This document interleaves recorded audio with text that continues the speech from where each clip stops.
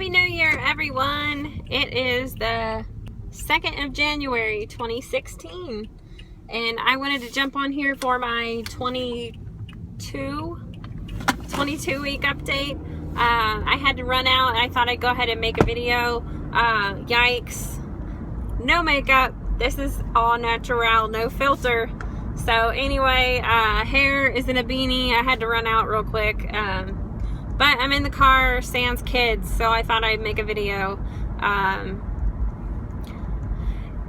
If you don't like without makeup, then click off of me. Life happens. So anyway, I am still in a stall. The last 4 weeks, I've really not lost anything. I'll get down to 233. I'll go back up to 236. It pretty much goes back and forth. However, starting about 3 days ago, I started a low-carb diet again. Trying to get back into ketosis. That seems to be my key thing for my body. So I am doing that. And if you are on MyFitnessPal, you're welcome to follow me. Excuse me. Good grief. But I've been doing pretty well, eating very clean, minimizing carbs, upping my water, upping my protein, taking my supplements, everything I'm supposed to do. I've been working out. I don't think it was on my last video, but if you're on Instagram or Facebook, you probably saw I was doing a high intensity interval training, or HIIT workout. And it was just try to get me into ketosis as fast as possible, as well as a good fat burn. So on an empty stomach, you do intervals to where you go at max intensity for 30 to 60 seconds, and then depending on your plan. And then for 90 to 120 seconds, you go at a slower pace to recover. You're in your recovery phase. And you do this like 8 to 10 times. You warm up 5 minutes to start, and then you do your intervals, and then you warm up, cool down at the end. So, I was on my last one. I was giving it everything I've got. I was looking at the time and realizing that I was going to have a personal best of a 15-minute mile. And the next thing I know, the room started to get dark and my eyes started to close, and I did not have the little clippy on me that stops my treadmill. So I went down and the treadmill threw me backwards. So I have rug burn, treadmill burn all up my one leg, bruises on my butt, my hip, a big knot on my shin, big bruise on my thigh. Yay, fun. So, oh well, injuries, they'll heal. But I got up and was actually gonna get back on and go again until I realized my time had deleted, and I was like, well, whatever. So I just got off. But then, since then, I have done another interval training like that without passing out or falling. I also walked later that same day. I just did a exercise to get my 10,000 steps. I'm exhausted, guys. Okay, I guess that's it. Oh, it's not. I was gonna cover some other stuff. So, prior to me going low carb, I had kind of hit a wall where it was an emotional wall that I was mad. I told my husband I could have ripped the face off a grizzly bear. I was so mad. Which I don't look that angry right now. I don't feel that angry right now, thank goodness. I'm sure Mark's glad that's over. But I honestly, guys, I was very angry, and I don't know where it came from. I don't know if it's just that it's, it's month 5 And for so much of the time, just the surgery itself, the restriction itself has carried me with my weight loss. But I've realized that, you know, there's times that I'm upset or stressed or anxious and depressed and I want to eat. There's times that I'm bored and want to eat. There's times, you know, it's been my everything.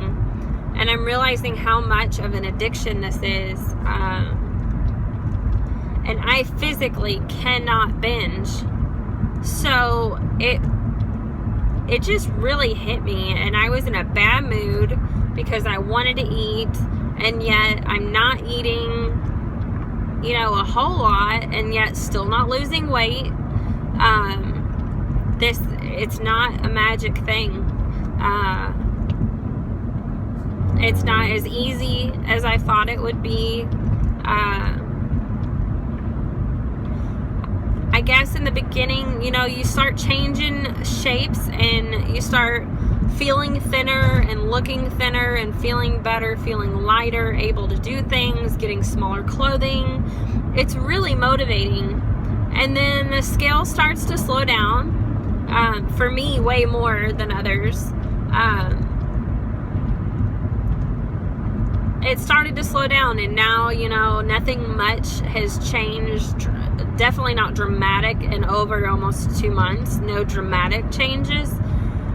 So I'm starting to feel this morph of instead of looking in the mirror and feeling small and just like being able to feel my body and feel small and look in the mirror and see differences or pictures and see differences, unless I actually put old, like highest weight to new, or some of my old clothes to my new clothes, it's really messing with my head right now, because I don't feel thin anymore, whereas I was feeling so thin and great. And now, I mean, I do feel lighter because it's easier to do things, but I just feel fat again, like, and I still am heavy. I'm considered still class 3 obese. So, you know, that's frustrating in itself, is I'm still class 3. I'm not even class 2 obesity on BMI. So, that is what it is. But it's really strange, the mind games this whole process plays on you. I'm gonna have to just be low carb for like no sugar ever again. I'm not diabetic. I haven't been diabetic in the past. Luckily, I didn't have that issue. However, let's just say it was inevitable, and it still could be if I don't change my life, because sugar is a drug to me, and carbs are a drug to me, and I just, when I get a little, I can't just have a little. I have to get a lot. And it starts out a little, a bite here, a bite there, I'm good. But then before I know it, it's like ravenous, and I could tear up some carbs. So I'm just gonna have to stay away from them. Not necessarily indefinitely, but for a good long while, at least during the weight loss phase, which I guess I forgot that I was in because of the way I was living my life. But I don't know, it's like month 4 and now month 5. It's just really hit me, all the changes. There's been a lot going on, and trying to find other ways to deal with things is tricky. I can see where people would have a transfer addiction for sure. It could be a slippery slope to replace that addiction with something else that is also unhealthy. So right now I'm trying, you know, I love to garden in the summer and the spring. I'm looking forward to that again. It's winter right now, so I can't do that. So we're gonna have to find some other things to do to keep me busy and occupied in the house in the winter. But I'm over 9 minutes, so I'll let you guys go. But stay tuned. Check out our podcast. Me and Alan VSG do the Bariatric Friends podcast, and we skipped a week with Christmas and the holidays, so we're going to record tomorrow night, so hopefully it'll be up early next week, before my next video update. So everybody, I hope you've had a great first week of the new year, and make it the best you can. See you guys later. Bye.